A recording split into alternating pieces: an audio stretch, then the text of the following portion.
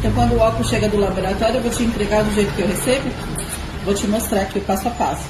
A segunda etapa é eu fazer a avaliação de como esse óculos voltou do laboratório. Se ele veio trincado, se ele veio manchado, se veio alguma parte do óculos quebrada, se a lente está riscada, se a lente tem alguma mancha. Porque nesse momento eu estou avaliando a condição do produto para poder fazer a embalagem e a entrega. Mas antes de embalar ele, tem um passo muito importante que a gente não faz questão de pular, hein?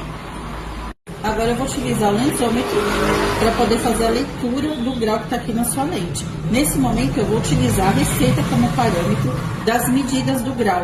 Porque aqui eu vou conferir se ele foi montado no eixo, na medida de DP, se ele está centralizado na medida de altura, no caso dos multifocais, para poder dar excelência à qualidade das lentes, para você conseguir enxergar do jeito que você precisa, dentro da qualidade técnica do óculos. E aí, gostaram?